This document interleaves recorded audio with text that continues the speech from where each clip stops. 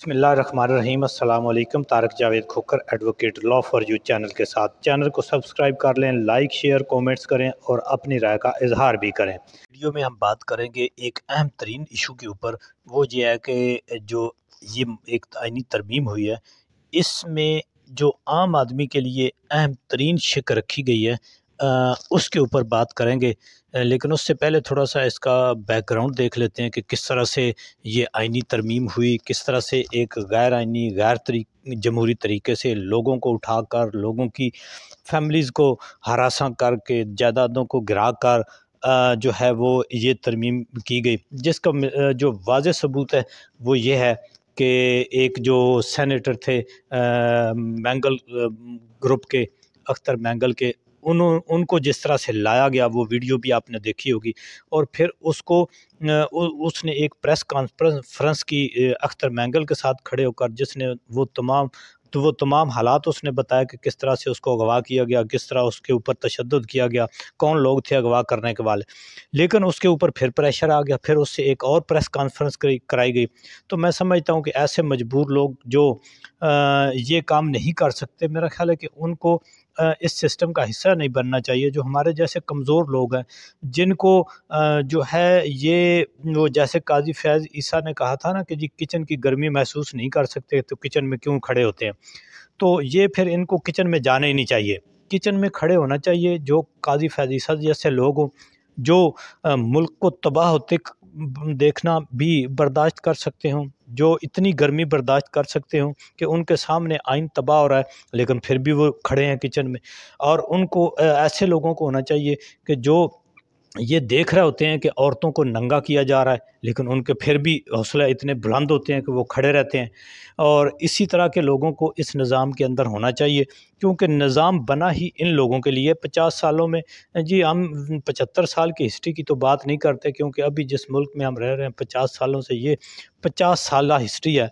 और 50 साल की ये जो निज़ामदीन जिसको कहा जाता है, ये वो पार्टियां हैं कि जो गुज़श्ता 50 साल से यहाँ से मुस्तफ़ीद होती रही हैं, एक दूसरे को रेस्क्यू करती रही हैं, इदारे एक दूसरे को कंधा फ्राहम करते रहे हैं, और फिर वो एक पावर गेन के लिए और अपने अपने मफादात के लिए एक दूसरे से लड़ते रहे हैं और एक दूसरे को नीचा करने की कोशिश करते रहे हैं। लेकिन बदकिस्मती से जब एक ईमानदार और आवाम का हर दिल अजीज़ और आवाम का मुंतखब करदा वज़ीर-ए-आज़म जो अवाम, आइन और पाकिस्तान के साथ खड़ा हो गया, तो उस वक्त जिस तरह से इमरान खान ने पहले कहा था कि जब मैं इनको हाथ डालूँगा तो फिर ये सब इकट्ठे हो जाएंगे, और वो बात बिल्कुल 100% साबित हुई और वो सब इकट्ठे हो गए। और बिल आखिर उन्होंने इकट्ठे होकर मुल्क के आइन का जो बेड़ा गर्क कर दिया। देखें जी, जब आइन में सारी चीज़ें मौजूद थी, लिखी हुई थी, हकूक़ सारे मौजूद थे, अदलिया आज़ाद थी, तब भी तो कुछ नहीं हो रहा था। तब भी तो औरतों को नंगा किया जाता रहा, लोगों की प्रॉपर्टी गिराई जाती रही। दिन दिहाड़े जो है आवाम का वोट जो है उसको चोरी कर लिया गया, और एक फार्म 47 की पर्चियाँ बना के देते रहे, और जो है वो एक ये हुकूमत बनाकर बिठा दी। तो मैं समझता हूँ कि इस सब कुछ के चलते जो अवाम ने एक भांप लिया है कि ये सब जो हैं वो एक तरफ हैं, और अवाम ने फिर 8 फरवरी को एक तरफ खड़े होकर स्टैंड लिया और उन्होंने उस सारे निज़ाम के अगेंस्ट वोट किया।